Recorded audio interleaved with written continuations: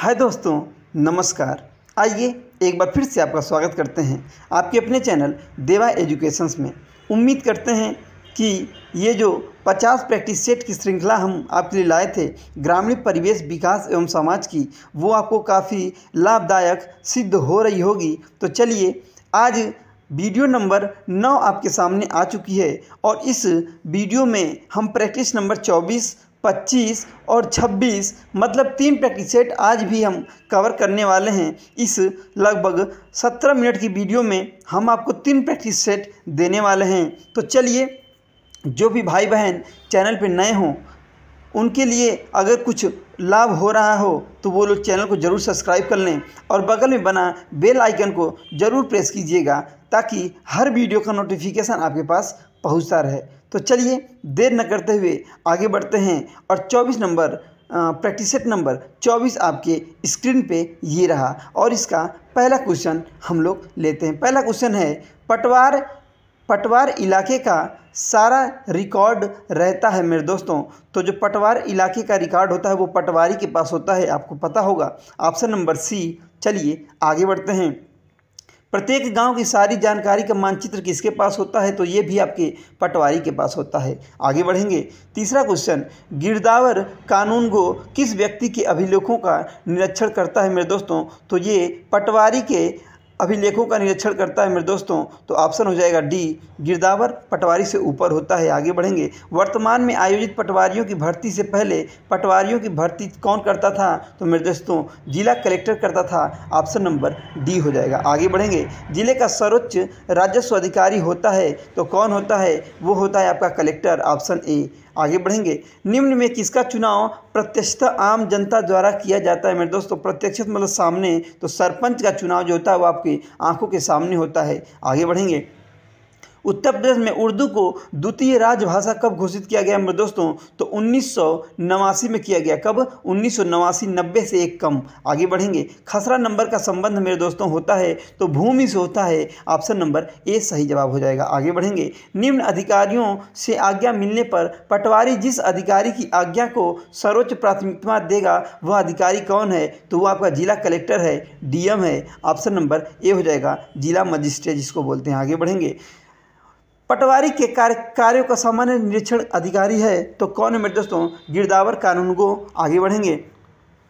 संविधान के जिस अनुच्छेद के अंतर्गत जिला कलेक्टर को अपने कार्यकाल की सुरक्षा प्रदान की गई है वह अनुच्छेद कौन है? तो अनुच्छेद नंबर 311। ऑप्शन सी सही जवाब हो जाएगा। आगे बढ़ेंगे। 12वां क्वेश्चन, अपने उत्तरदायित्व के निर्वाह के लिए जिला कलेक्टर के रूप होते हैं मेरे दोस्तों? तो 5 रूप होते हैं। ऑप्शन नंबर डी हो जाएगा। आगे बढ़ेंगे। अपने निम्न में गिरदावर कानून गो पर नियंत्रण रखता है मेरे दोस्तों? तो गिरदावर कानून गो किस पे नियंत्रण रखता है? तो तहसीलदार पर। गिरदावर कानून पर जो रखता है वो तहसीलदार का हक होता है। आगे बढ़ेंगे।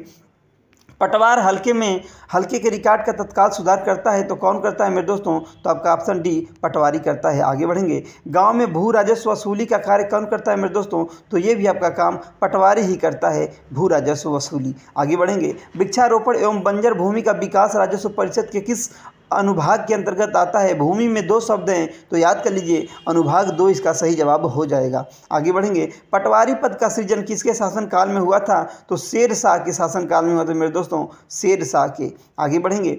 क्वेश्चन नंबर 18, कृषि के निम्न उत्पादन के कारण हैं। जो इसका उत्पादन कृषि कम हो रही है इसका कारण तीनों हो सकते हैं, तीनों होगा उपरोक्त सभी। आगे बढ़ेंगे। पी एन के मतलब एन का मतलब कि नाइट्रोजन, पी का मतलब फास्फोरस और के का मतलब पोटास होता है मेरे दोस्तों। का आनुपातिक प्रयोग पूछा है तो इसका ये क्वेश्चन आया हुआ है 4:2:1, 4:2:1 इसका सही जवाब हो जाएगा। ऑप्शन नंबर बी सही जवाब। आगे बढ़ेंगे। क्वेश्चन नंबर 20 की तरफ। उत्तर प्रदेश में किस प्रकार की मिलें सबसे अधिक हैं? तो मेरे दोस्तों चीनी मिल सबसे ज़्यादा है उत्तर प्रदेश में। Option D. आगे बढ़ेंगे। आयुक्त ग्राम विभाग का पद किस वर्ष सृजित किया गया था?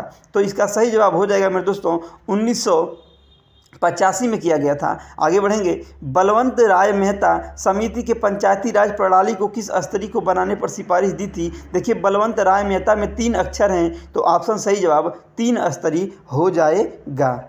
अगला क्वेश्चन, ग्राम सभा की ग्राम सभा की कार्यपालिका है मेरे दोस्तों, तो ये ग्राम सभा की जो कार्यपालिका है वो आपकी ग्राम पंचायत है। आगे बढ़ेंगे 24वें क्वेश्चन की तरफ। निम्न में कौन श्यामा प्रसाद मुखर्जी रूर्बन मिशन का उद्देश्य है? रूर्बन मिशन का उद्देश्य क्या है मेरे दोस्तों? तो उपरोक्त सभी हो जाएगा। गांव को शहर में सुविधा प्रदान करना, गांव को कलेक्टर के तर्ज पर विकसित करना और स्वास्थ्य केंद्र की भी सुविधा बढ़ाना। आगे बढ़ेंगे। एग्री उड़ान योजना का उद्देश्य क्या है मेरे दोस्तों? किसानों को बिजनेस स्किल से लैस करना। और इस प्रकार हम एक प्रैक्टिस सेट पूरा कर चुके हैं और आगे बढ़ेंगे प्रैक्टिस सेट नंबर 25 की तरफ। वीडियो मेरे दोस्तों आपको 24 पूरा हो चुका है और वीडियो आपको पसंद आ रही हो तो ज़रूर लाइक कीजिएगा मेरे दोस्तों। आगे बढ़ते हैं प्रैक्टिस सेट नंबर 25। आगे अगला क्वेश्चन, उत्तर प्रदेश में, पहला क्वेश्चन, उत्तर प्रदेश में सर्वाधिक अनुसूचित जाति जनसंख्या वाला जिला कौन सा है मेरे दोस्तों? तो आपका है सीतापुर, सही जवाब हो जाएगा। आगे बढ़ेंगे। राष्ट्रीय बीज अनुसंधान एवं परीक्षण केंद्र का मुख्यालय कहाँ है मेरे दोस्तों? तो ये आपका बनारस में है, वाराणसी जिसे हम कहते हैं। ऑप्शन नंबर बी हो जाएगा। आगे बढ़ेंगे। एक थ्रेसर द्वारा दानों का अधिक नुकसान कब होगा मेरे दोस्तों? जब थ्रेसर की गति बहुत तेज होगी। ऑप्शन ए सही जवाब हो जाएगा। आगे बढ़ेंगे। चौथा क्वेश्चन, राज्य कृषि उत्पादन मंडी परिषद की स्थापना कब की गई? उत्पादन मंडी परिषद की स्थापना सन 1973 में की गई। ऑप्शन नंबर बी सही जवाब। आगे बढ़ेंगे। ईख की अदसाली किस्म की फसल अवधि क्या है मेरे दोस्तों? ईख मतलब वही गन्ना, इसकी जो अदसाली किस्म की फसल जो 18 माह में पूरी होती है। आगे बढ़ेंगे। कच्चे फलों को पकाने के लिए कौन सी गैस का प्रयोग किया जाता है मेरे दोस्तों? ऑप्शन डी सही जवाब हो जाएगा। एथिन एक गैस होती है जिसका प्रयोग होता है। आगे बढ़ेंगे। निम्नलिखित में से कौन सा वृक्षी सब्जी है मेरे दोस्तों? तो आपका करी का पत्ता जो होता है वो वृक्षों पर लगता है, इसलिए वृक्षी सब्जी हो जाएगा। आगे बढ़ेंगे। अम्बेडकर विशेष रोजगार योजना के अंतर्गत परियोजना की इकाई लागत से कम नहीं होनी चाहिए। ध्यान दीजिएगा क्या लिखा है, न्यूनतम पूछा है, मतलब इससे कम नहीं होना चाहिए। तो सही जवाब हो जाएगा 50,000 रुपये। जो इसकी इकाई लागत होती है वो से कम नहीं पूछा है ना, इसका मतलब न्यूनतम बताना है आपको है। तो आंसर हो जाएगा सही जवाब option number D 50,000। Option number D 50,000। Video को जरूर मेरे दोस्तों लाइक कीजिएगा। आगे बढ़ते हैं। ग्रामीण खाद्य बैंक योजना पूर्वांचल के 6 जिलों में किन वर्ष आरंभ की गई थी मेरे दोस्तों? पूर्वांचल में बात कर रहा है तो ऑप्शन नंबर 2007 हो जाएगा। ऑप्शन सी भारत निर्माण योजना के घटकों में प्रमुख है। तो क्या है मेरे दोस्तों? बिजली भी है, आवास भी है, दूर संचार भी है। ये तीनों ऑप्शन होंगे, इसलिए ऑप्शन नंबर डी सही जवाब हो जाएगा ये सभी। आगे बढ़ेंगे।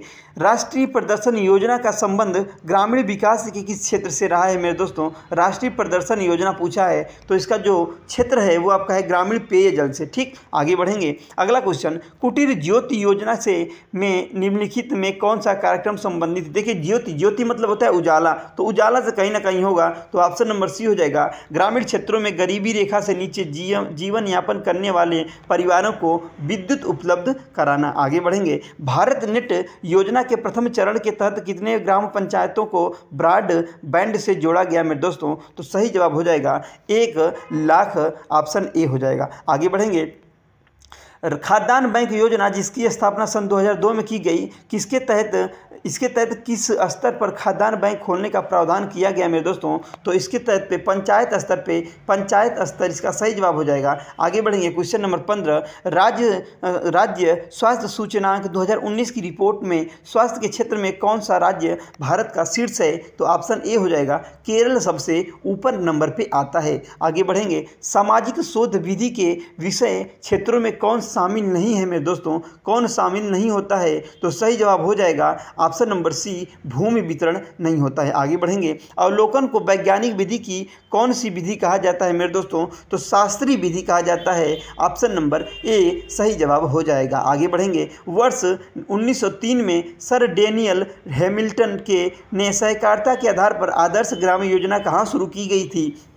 तो तब नाम था मद्रास, आज नाम है चेन्नई। ऑप्शन ए सही जवाब। आगे बढ़ेंगे। वर्तमान ग्रामीण समुदाय में किसी व्यक्ति की स्थिति का आकलन किस आधार पर नहीं किया जाता है मेरे दोस्तों? जाति के आधार पर नहीं किया जाता।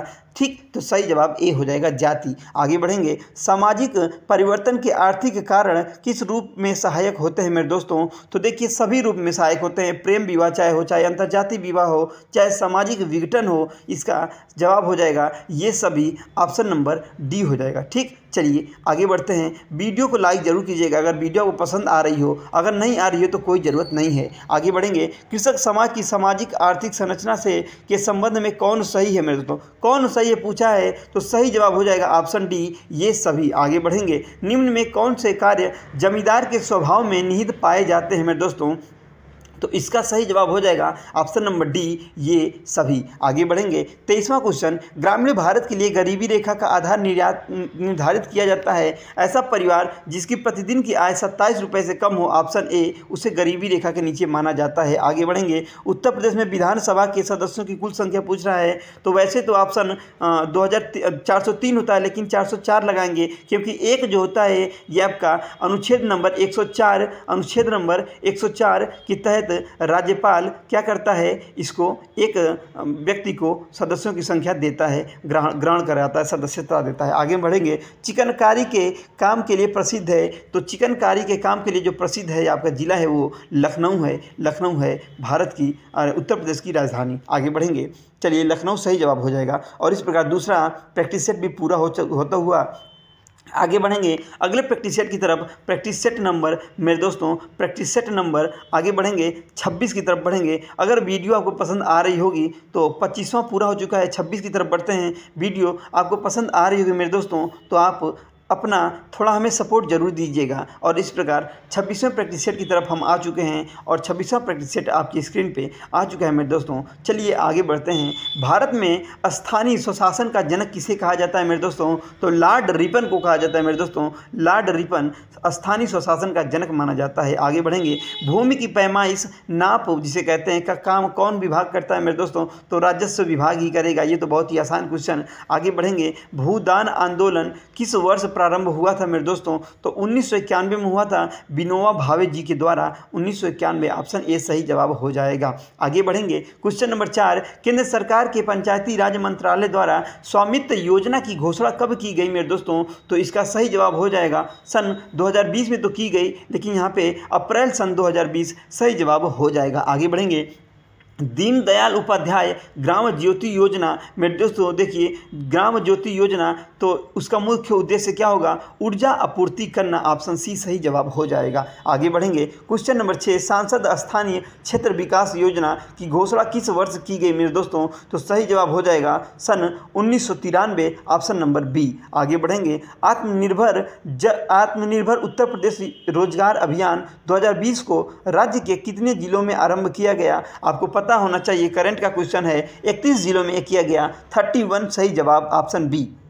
आगे बढ़ेंगे। उत्तर प्रदेश में कृषि को जलवायु के आधार पर कितने प्रदेशों में बांटा जाता है, रिपीटेड क्वेश्चन है, पिछले में भी आया था। ऑप्शन सही जवाब बी हो जाएगा। 9 जलवायु के आधार पर 9 प्रदेशों में बांटा जाता है। आगे बढ़ेंगे। किस कृषि जलवायु प्रदेश के खरीफ फसलों का उत्पादन किया जाता है मेरे दोस्तों, तो ये इसका सही जवाब हो जाएगा ऑप्शन नंबर ए और ऑप्शन नंबर बी। उत्तर पूर्वी मैदान, पूर्वी मैदानी क्षेत्र, उत्तर पूर्वी मैदान क्षेत्र और पूर्वी मैदानी दोनों में होता है, तो सही जवाब हो जाएगा ऑप्शन नंबर डी, ए और बी दोनों में। आगे बढ़ेंगे। क्वेश्चन नंबर 10 आपके स्क्रीन पे। वर्तमान समय में रोजगार करने में कृषि का लगभग कितना प्रतिशत योगदान है मेरे दोस्तों, ऑप्शन सी हो जाएगा 57%। देवा एजुकेशंस को सब्सक्राइब करना ना भूलें। आगे बढ़ते हैं। ग्रामीण अर्थव्यवस्था में संस्थागत सुधारों का प्रमुख घटक कौन सा है मेरे दोस्तों, प्रमुख घटक पूछ रहा है मेरे दोस्तों, तो सही जवाब हो जाएगा भूधारण की व्यवस्था। भूधारण की व्यवस्था, ऑप्शन ए। आगे बढ़ेंगे। हरित क्रांति का लाभकारी वरदान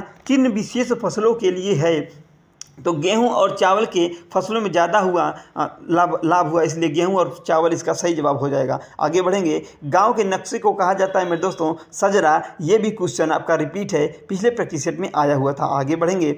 उत्तर प्रदेश में चकबंदी योजना किस वर्ष आरंभ हुई मेरे दोस्तों, तो चकबंदी जो आई थी, च से चकबंदी, च से 54, याद रख लीजिए 1954। आगे बढ़ेंगे। जरीबी लाइन की ओर जाने वाली मेड़ को क्या कहते हैं, जो मेड़ जरीबी लाइन की तरफ जाती है उसे कहते हैं दाखिली मोड़। क्या कहते हैं मेरे दोस्तों, दाखिली मोड़ कहते हैं। आगे बढ़ेंगे। क्वेश्चन नंबर 16, सीमांत जोत श्रेणी में कितना भूमि क्षेत्र शामिल किया जाता है, 1 हेक्टेयर से कम मेरे दोस्तों, 1 हेक्टेयर से कम सीमांत जोत कृषि के किसान होते हैं। आगे बढ़ेंगे। भू जोतों की चकबंदी से आशय होता है। भू जोतों की चकबंदी से ऑप्शन सही नंबर सी हो जाएगा। गांव के बिखरे खेतों को एक जगह बनाया जाता है चकबंदी से। आगे बढ़ेंगे। स्वामित्व योजना के तहत 11 अक्टूबर 2020 को कितने भूमि मालिकों को प्रॉपर्टी कार्ड दिया गया मेरे दोस्तों? सही जवाब हो जाएगा option number A B 1 lakh व्यक्ति को दिया गया। आगे बढ़ेंगे। वित्तीय समावेशन शब्द का पहली बार प्रयोग भारतीय रिजर्व बैंक द्वारा किस वर्ष में किया गया? वित्तीय समावेशन शब्द का प्रयोग भारतीय रिजर्व बैंक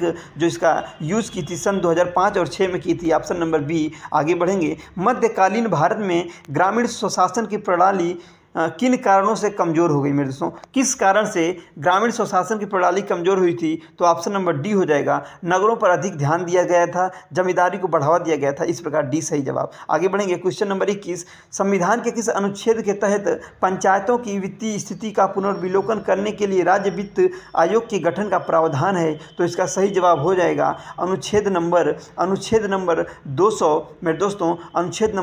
निम्न अनुच्छेद दूसरी डाल। आगे बढ़ेंगे। निम्न में कौन सा जिला पंचायत के सदस्यों में शामिल किया जाता है मेरे दोस्तों? तो बताइए, जिला पंचायत के सदस्यों को शामिल किया जाता है। विधानसभा सदस्य भी होते हैं, विधान परिषद सदस्य भी होते हैं, लोकसभा सदस्य भी होते हैं। इस प्रकार सही जवाब हो जाएगा ऑप्शन नंबर डी मेरे दोस्तों। ऑप्शन नंबर डी इसका सही जवाब हो जाएगा। आगे बढ़ेंगे क्वेश्चन नंबर 23 की तरफ। निम्न में से कौन सामाजिक शोध विधि की समस्या नहीं है?